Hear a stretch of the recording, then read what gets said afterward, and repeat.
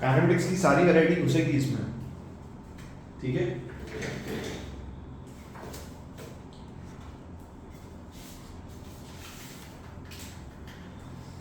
Equilibrium में वो triangular plate वाला बताया था मैंने।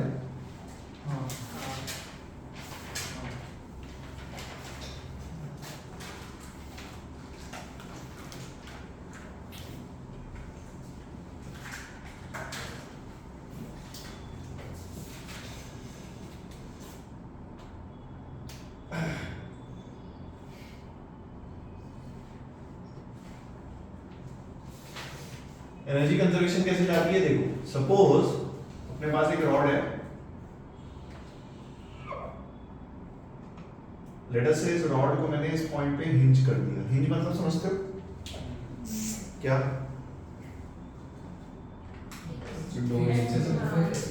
What is the meaning of hinge? 90 degrees. What is the meaning of hinge? Hinge fix कर दिया।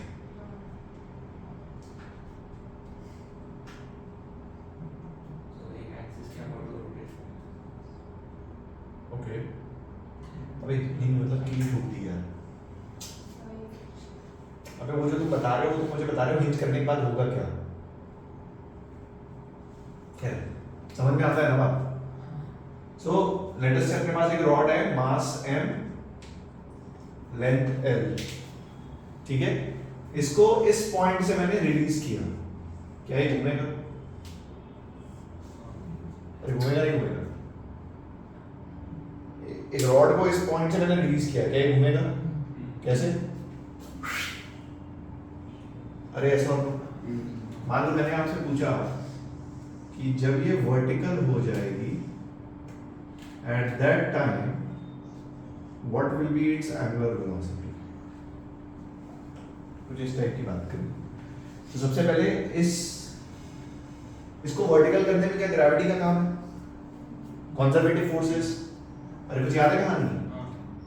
Initial potential energy plus initial kinetic energy is equals to final potential energy minus plus final kinetic energy. इसको इधर उधर ले जाओ,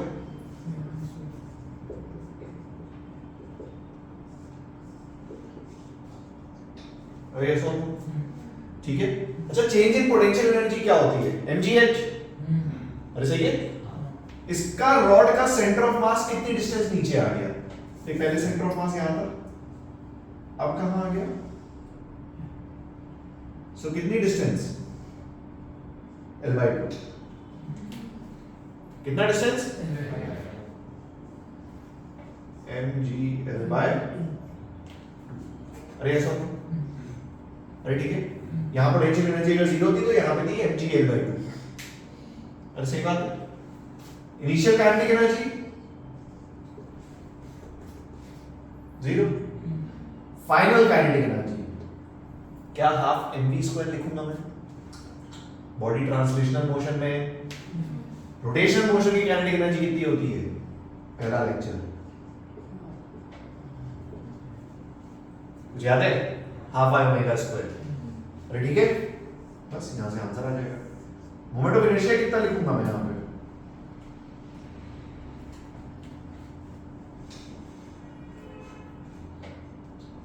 यहां पे आई की जगह मोमेंट ऑफ इनर्शिया कितना लिखेंगे अपन?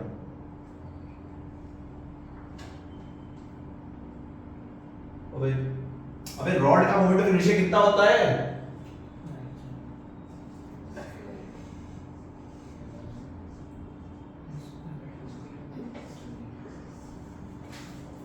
कोई भरोसा नहीं है तुम्हारा, कुछ घर पे क्या कर रहे हो समझ में नहीं आ रहा है। कितना होता है रॉड का मोमेंट ऑफ इनर्शिया? क्या सोच रहे हो इसमें इतना? भाई साहब ऐसे नहीं निकलेगी जेई, हवा हवा में मजाक मजाक में कि लास्ट लेक्चर तुम्हें याद नहीं है। लास्ट लेक्चर पढ़ाया था ना, याद ही नहीं है।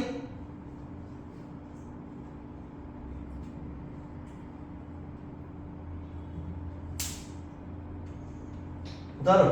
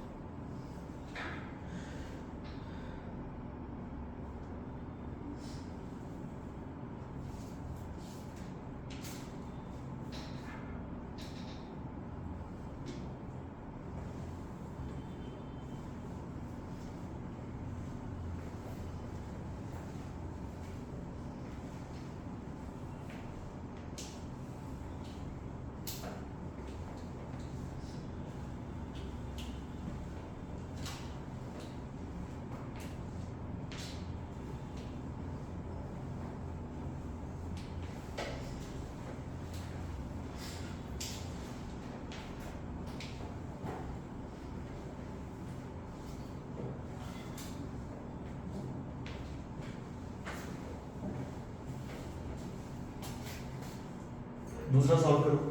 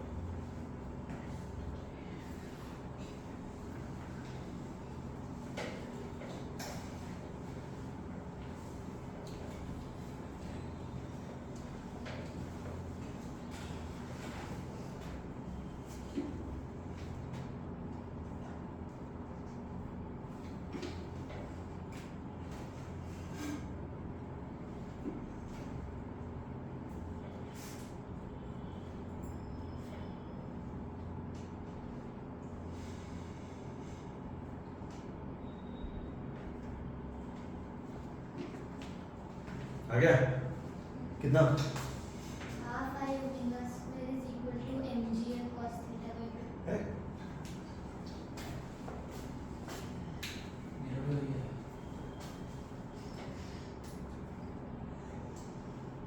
सेंटर ऑफ मास कितनी डिस्टेंस नीचे आ गया? L/2 sin theta. अरे भाई साहब ये डिस्टेंस कितनी है? L/2 तो परपेंडिकुलर कंपोनेंट कितना होगा? हॉरिजॉन्टल कितना होगा? L/2 cos theta. So half ml square by 3 omega square is equals to mg L by 2 into sin theta. m ने m को मारा, एक l ने एक l को मारा, 2 ने 2 को मारा, omega is under root of 3g sin theta by l। ये सब टाइम पास कर रहा हूं मैं, ये सब सवाल होने चाहिए तुमसे, ये सब सवाल होने चाहिए तुमसे। चलने, दौड़ने और घूमने दोनों को डिफरेंशिएट करके अपने दिमाग में कस के बैठा लो। ट्रांसलेशनल मोशन में काइनेटिक एनर्जी कितनी होती है? Half mv square. Rotational motion में हाफ आई ओमेगा स्क्वायर। उसमें moment of inertia it depends on axis of rotation, और ये तभी होगा जब तुमको ये रटा होगा, रटा होना चाहिए एकदम मोमेंट ऑफ इनर्शिया। बात समझ आ रही है? अच्छा, और कुछ बातें करो। ट्रांसलेशनल मोशन में net force is equals to mass into acceleration. Net force is equals to mass into acceleration. वैसे ही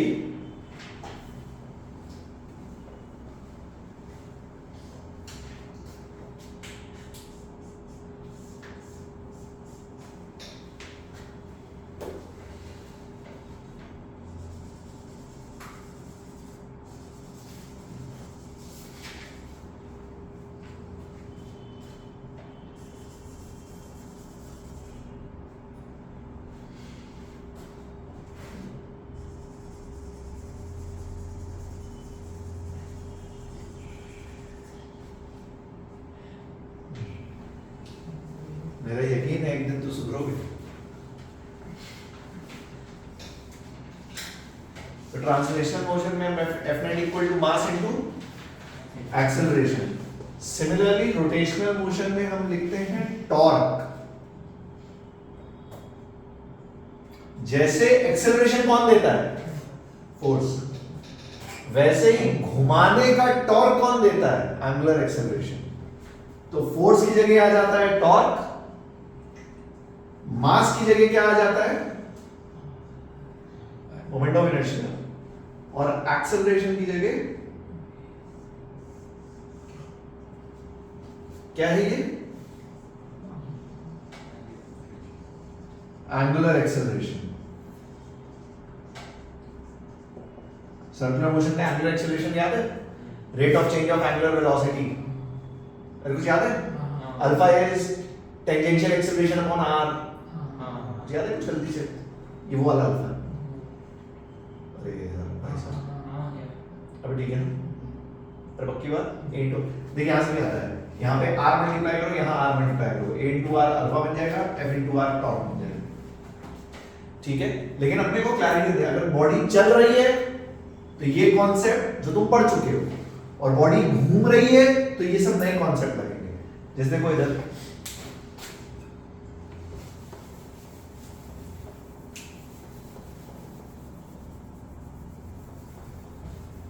अगर इसको मैं इस पॉइंट से रिलीज कर दूं,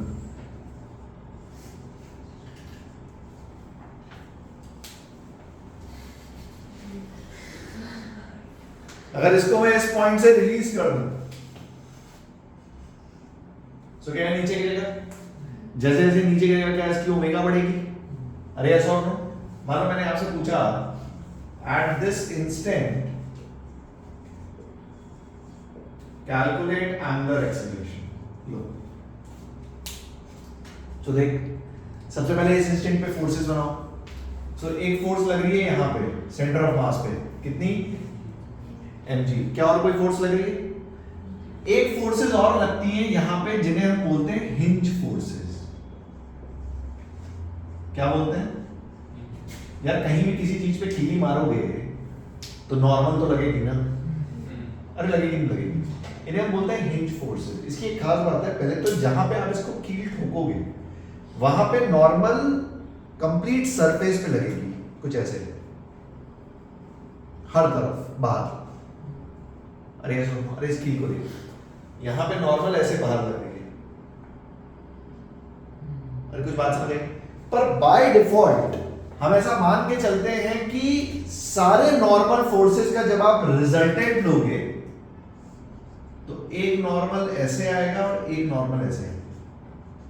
one will be parallel, one will be perpendicular. ऐसा नहीं है कि यहां पे दो नॉर्मल फोर्स लग रही है, लग बहुत रही है, बट हमने उन सबका रिजल्टेंट मान लिया कि एक x की डायरेक्शन में होगा, एक y की डायरेक्शन में। Fair enough? इनके अलावा और कोई फोर्सेस नहीं लग रही। कुछ बात समझ आई? सो बेसिकली अब देख, अब मैं क्या करूंगा भाई, net torque is equals to I into alpha. अब टॉर्क नेट निकालते हैं। हिंज पॉइंट के अबाउट अगर मैंने नेट टॉर्क निकाला तो N2 और N1 का टॉर्क भी बहुत बढ़िया। N2 और N1 का टॉर्क इस पॉइंट के अबाउट कितना होगा? जीरो। क्यों जीरो? डिस्टेंस जीरो है, बहुत बढ़िया। mg का टॉर्क फोर्स इनटू डिस्टेंस, और डिस्टेंस और फोर्स के बीच में एंगल है 90 into sine 90 is equals to moment of inertia ml square by 3। Answer. ये सब आप तब लिख पाओगे जब तुमको पता हो कि मोमेंट ऑफ इनर्शिया कितना होता है। क्वेश्चन की वैरायटीज कैसे आती हैं देख। सेम क्वेश्चन, ध्यान सुनना मेरी बात, सेम क्वेश्चन आपको बोलेगा रॉड को हिंज कर दिया eight a distance of L/4, क्या फर्क पड़ेगा? एक तो जो mg लग रही है रॉड पे, अब उसकी डिस्टेंस हिंज पॉइंट से L/2, कितनी है L/2 माइनस, तो यहां पे चेंज आएगा। दूसरा moment of inertia of ml²/3। अब आपको मोमेंट ऑफ इनर्शिया निकालना पड़ेगा इस एक्सिस के अबाउट। क्या अपन निकाल सकते हैं? कैसे? पैरेलल एक्सिस के अबाउट। सेंटर ऑफ मास के अबाउट मोमेंट ऑफ इनर्शिया कितना होता है? ml²/12। इसके अबाउट हम निकालेंगे, फिर हम ये फॉर्मूला लगाएंगे। ऐसे दिमाग चलना चाहिए कि आप कहीं से भी किसी भी चीज को हिंज करके घुमाओ, घूमने वाली चीजों से परेशान मत हो। देखो जैसे चलने वाले, एक्चुअली क्या है, तुम अभी पढ़ रहे हो, तुमने 9-10 में नहीं पढ़ा। जैसे चलने वाली चीजों में तुम फोर्स एक्सेलरेशन में खेलते थे, वैसे ही घूमने वाली चीजों में अब तुम टॉर्क और एंगुलर एक्सेलरेशन में खेलोगे। द ओनली डिफरेंस इज यहां मास कांस्टेंट रहता था, यहां पे मोमेंट ऑफ इनर्शिया कांस्टेंट नहीं होगा, वो डिपेंड करेगा आपने पॉइंट कौन सा लिया। कुछ बात समझ आई?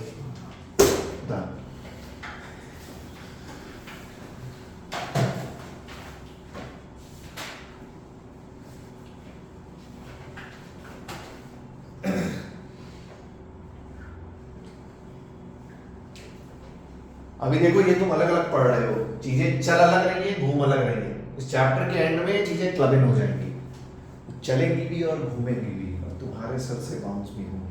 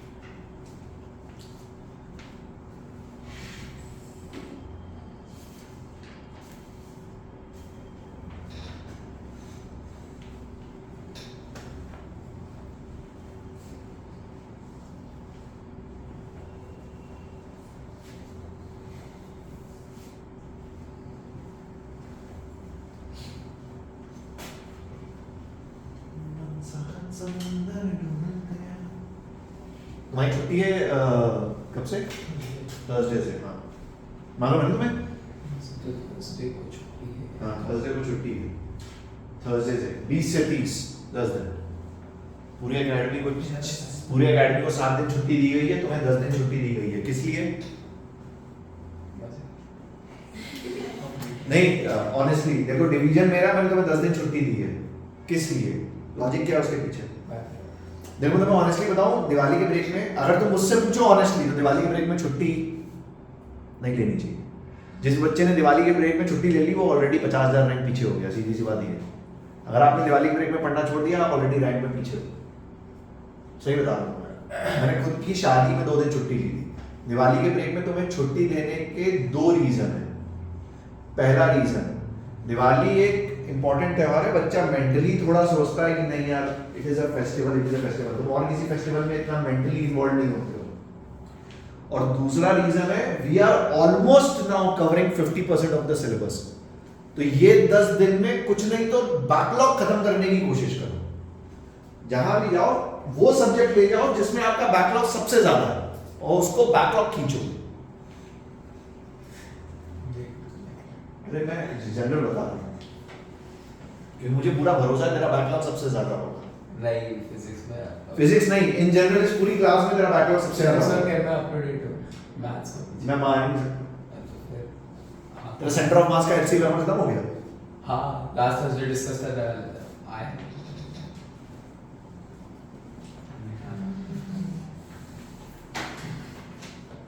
मैं नहीं मान सकता, फिर भी अब तुम कह रहे हो तो मैं मान लेता हूँ। रीजन बीइंग, जिस लड़के का बैकलॉग खत्म होता है ना उसके मार्क्स रिफ्लेक्ट होते हैं टेस्ट में। तो अच्छी है पिछले इसमें यानी नहीं आए। बहुत इंक्रीज उसके मुझे याद है 50 के ऊपर थे फिजिक्स में एटलीस्ट।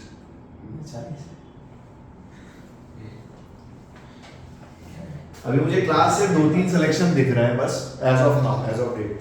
ये लड़का है, एक वो है और एक ये मैंने नीट बैच में बताया है। तुम लोग को ऐसा लग रहा होगा कि हम कैसे हो जाएंगे, वो तुम नहीं देख पाओगे, वो मैं देख सकता हूँ। रियल सिलेक्शन पता है नेक्स्ट ईयर पे डिपेंड करता है, क्योंकि नेक्स्ट ईयर आपके ऊपर जो भारी भरकम बोझ आता है वो ये आता है कि तुमको 12th पढ़ना है, ऐसे ही जैसे तुम 11th पढ़ रहे हो, पर उसके साथ साथ तुमको 11th भी रिवाइज करना है वरना भूल जाओगे। सो वो 2 साल का लोड जो 1 साल में आता है वो रियल मेहनत है जो आप अगले साल करोगे। नेक्स्ट ईयर आई होप तुम डबल में जा रहे हो, मैं तुम्हें बता रहा हूं। मैं ये नहीं कह रहा कि it is not possible. Class 12th में एक लड़का है, तुम कभी सुबह आओगी मैं मिलवा दूंगा, सोहम नहीं, सोहम तो चलो डीपीएस के साथ था, एक और वो तो छोड़ो सीबीएसई में था, एक लड़का भी क्लास 12th में है, हमजा। कभी सुबह आना, मैं 12th बैच में मिलवा दूंगा। वो आईसीएसई बिशप्स में डेली स्कूल के साथ, और मैं तुम्हें उसकी जेई रैंक दिखा दूंगा इस बार, नाम याद रखना, हमजा। सो करने वाले करते हैं, बट पॉइंट इज कि अगर आप हीरो बनने की कोशिश करोगे तो हर बार सक्सेस नहीं होंगे, तो अपने को हीरो नहीं बनना है, ठीक है। So think about it.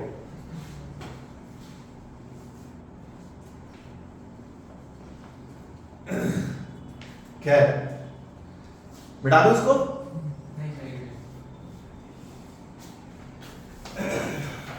Next heading डालो पुल्ली ब्लॉक सिस्टम।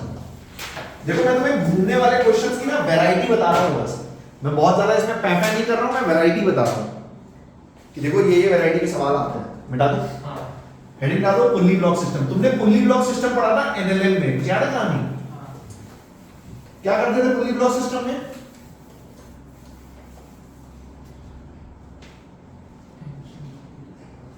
अरे पुल्ली ब्लॉक सिस्टम याद है पहले तो?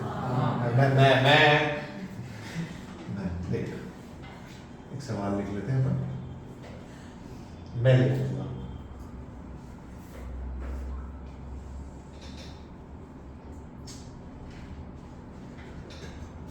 सिंपल सा ही बना लेते हैं।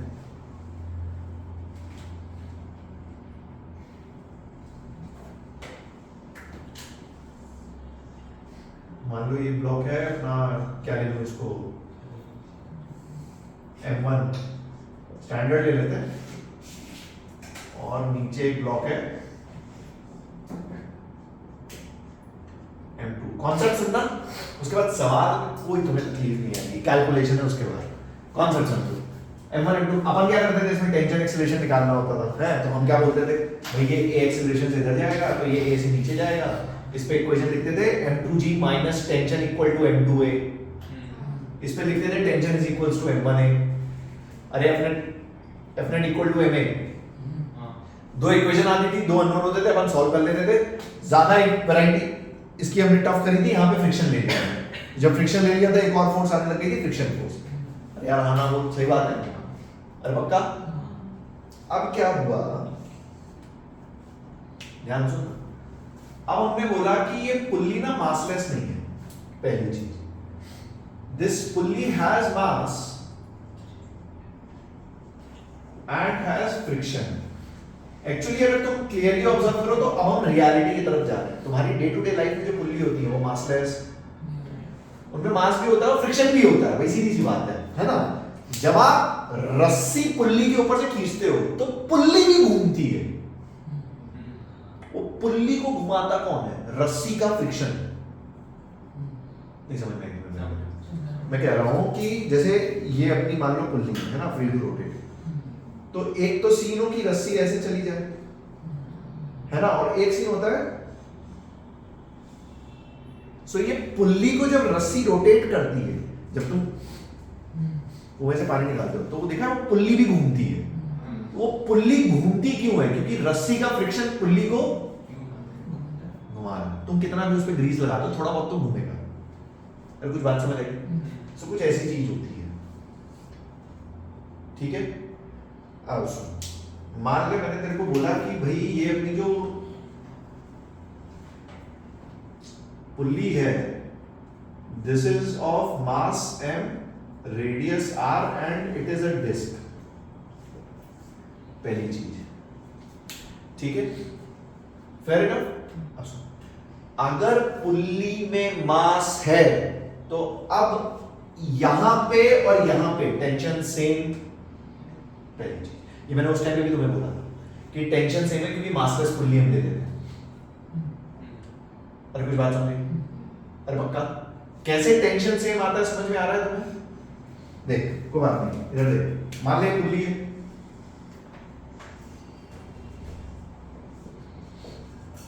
इसमें मान लो टेंशन है T1, इसमें मान लो टेंशन है T2, मान लो फॉर एग्जांपल, ठीक है।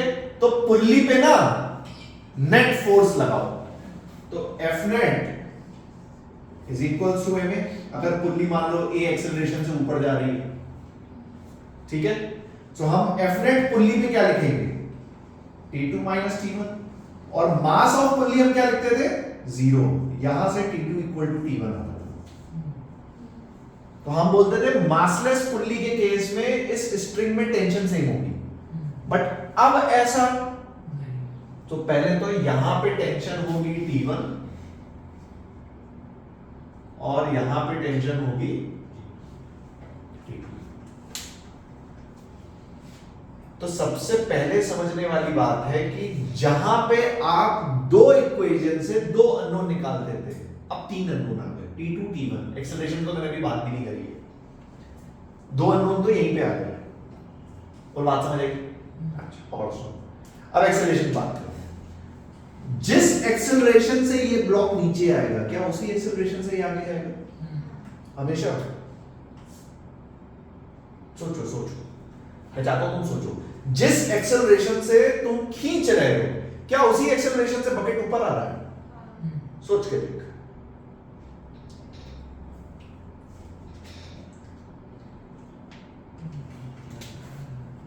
क्यों नहीं? अगर नहीं तो क्यों नहीं? तो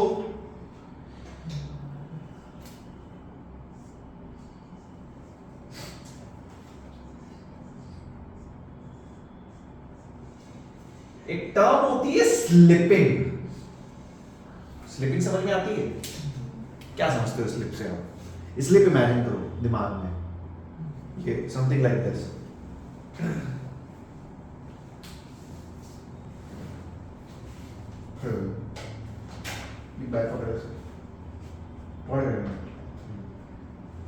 ये देख, सपोज ये कुछ ऐसे है, दिख रहा है अनवी?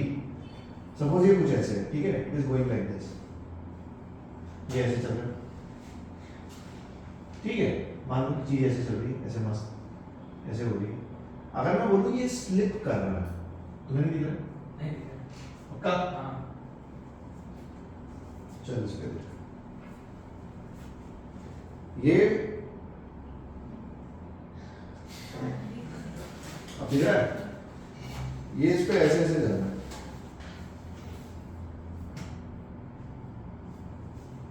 बेसिकली पेन रेस्ट पे, पेन इज एट, अगर मैं बोलूं पेन भी ऐसे चलने लगे,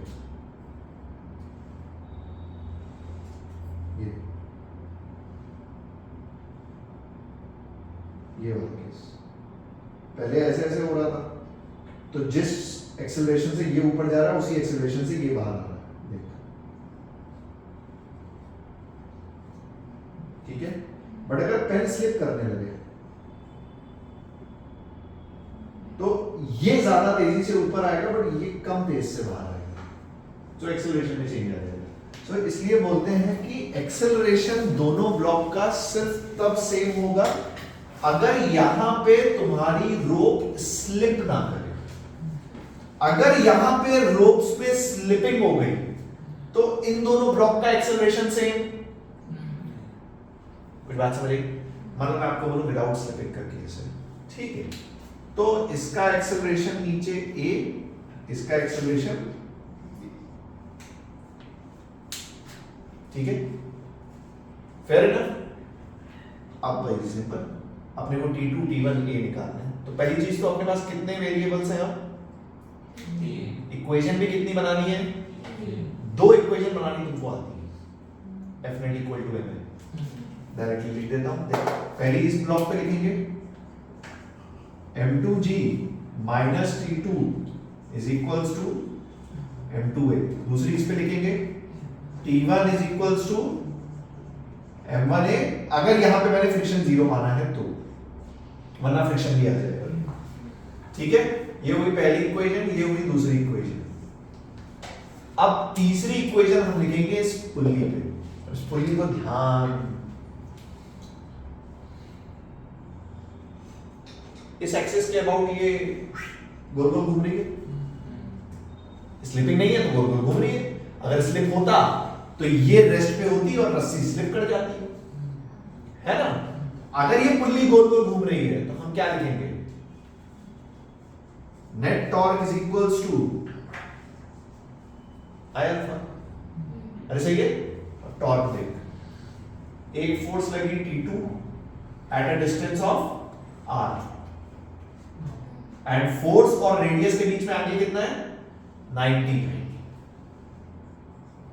T2 इंटू R, डायरेक्शन देख, R cross F, R cross F अंदर, एक लगी T1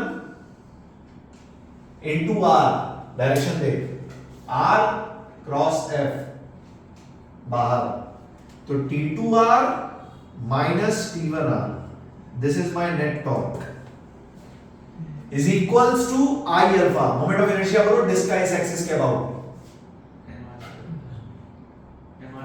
mr स्क्वायर रिंग का होता है, mr स्क्वायर बाय 2 इंटू खत्म। आंसर कैसे आंसर, सर एक्सेलरेशन तो दिख नहीं रहा थर्ड इक्वेशन में। अल्फा इज इक्वल्स टू, क्या अल्फा को एक्सेलरेशन के टर्म्स में लिख सकते हैं? अरे अल्फा को एक्सेलरेशन के टर्म्स में लिख सकते हैं, लिख सकते हैं, ठीक है ना, इक्वल टू अल्फा। आंसर।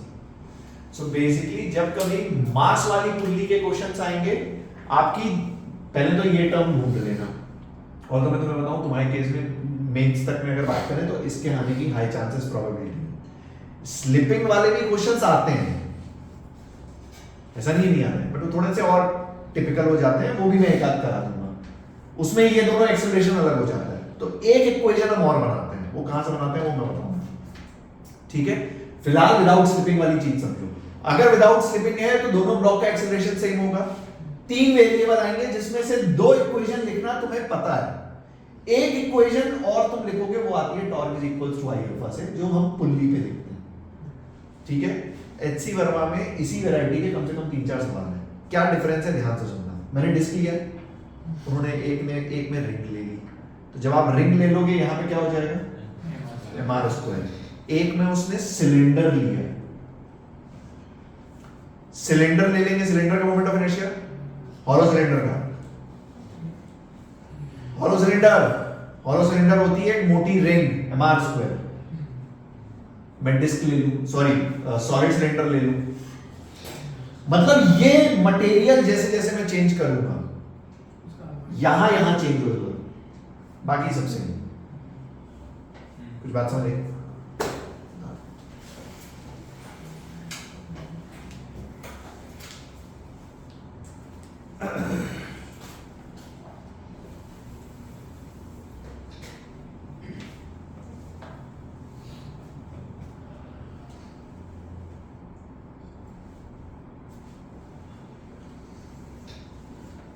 भरोसा नहीं है, लिख देता हूं मैं।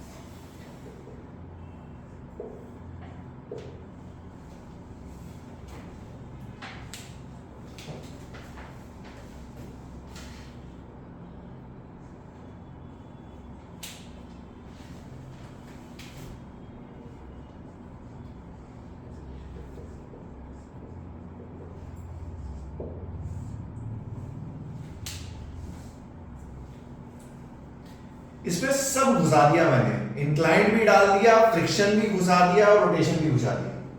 3 इक्वेशन लिखनी है, अगर तीनों इक्वेशन तुमने सही लिख दी गेम इज ओवर। कोशिश करो।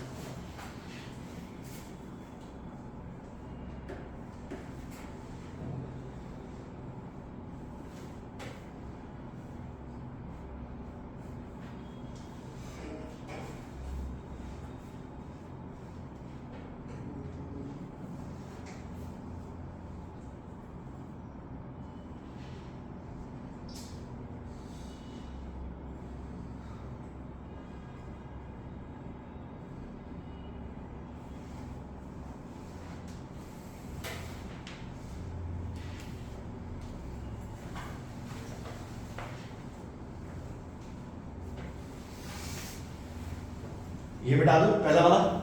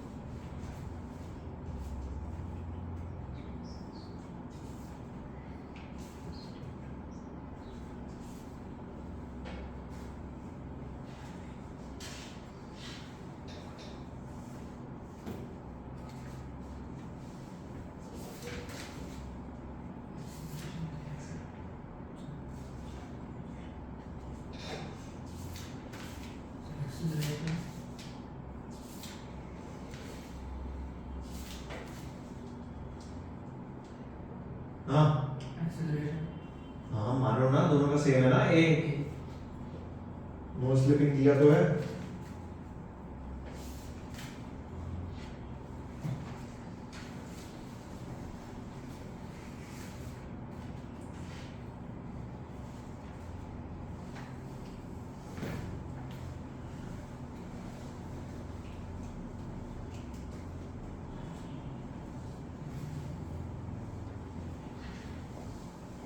थर्सडे को कोई शहर के बाहर जा रहा है क्या बाय एनी चांस?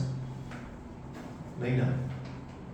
अगर सिलेबस में कुछ बच गया तो थर्सडे को अपन क्लास तो रखेंगे, आधे पौन घंटे की या 1 घंटे की, ठीक है। हालांकि चांसेस कम है, खत्म हो जाएगा वेडनेसडे तक।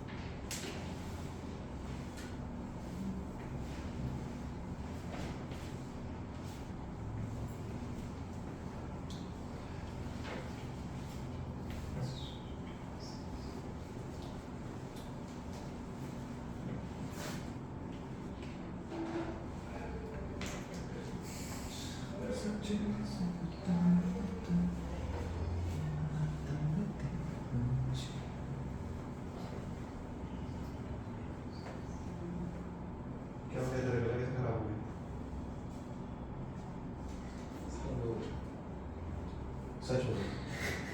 कसम है तेरे आईडी पूरा पैक पी लिया था इनसे नहीं फुटबॉल मैच देखने गया था तो वहाँ चीयर करते बहुत चिल्ला सच में लोगों को यकीन है इसकी बात पे सर स्टोरी पे डाला है एक लड़का हाथ पकड़ स्टोरी पे डाला है सर वो मैं मना नहीं कर रहा पर किसी एक को भी तेरी इस कहानी पे यकीन नहीं है सर, वो साथ में कुछ पिया भी था चिल्लाया हाँ क्या पिया पानी किसी से सर रिकॉर्डिंग चालू है, कैसी बातें कर रही हो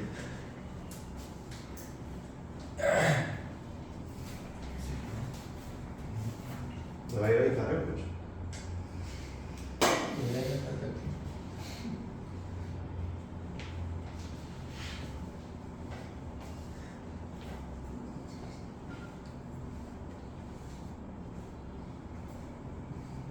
अरे लिखी क्या किसी ने एक दो इक्वेशन भी लिखी तो आप दो आ गई ना इसलिए लिखो अनवी कितनी सर एक दूसरी लिख दी। एक मिनट है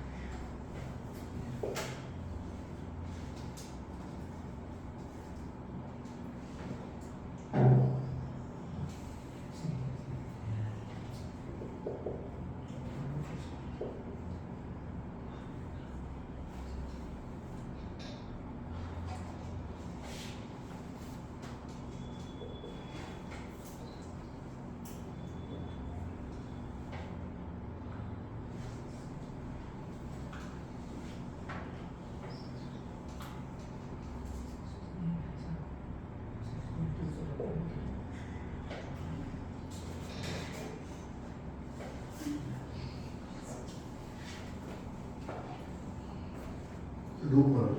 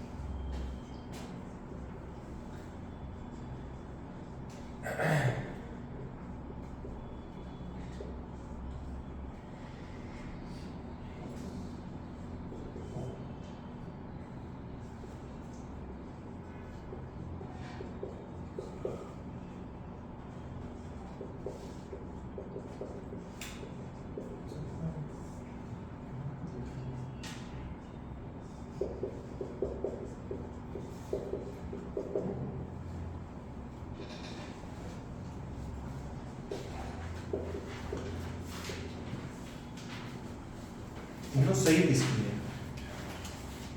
सिक्स आंसर मेरे को 20 आंसर डिफरेंट कर दो। हाँ? सर मेरा थर्ड वाला बराबर है। 2a और 10a क्या लिखा है? हाँ 27 MA 2a right F net equal to MA ना हाँ है हाँ मैं समझा। थर्ड वाली करेक्ट। थर्ड करेक्ट है अच्छा अनवी थर्ड सर मेरी भी थर्ड करेक्ट है। सर फर्स्ट सेकंड करेक्ट है, थर्ड नहीं आया। फर्स्ट सेकंड करेक्ट है क्यों ये दोनों में NLM सर एक से मेरी फर्स्ट वाली भी शायद से। अरे समझ में आई कैसे आई ये mg sin 37 है दोनों साइड पे ये mg sin 53 ये mg sin 37 and normal is equals to दोनों साइड में mg cos 37 cos 53 नॉर्मल निकाला फ्रिक्शन निकाला mu into n कहानी आपके सामने थर्ड इक्वेशन क्या लिखी t1 into r minus t2 into r is equals to I into alpha और अल्फा को लिखा a by r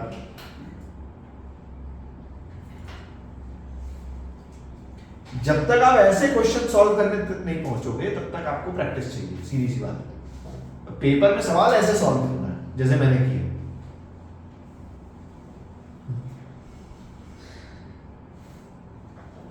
ठीक है अच्छे बोलो कोई तकलीफ पक्की बात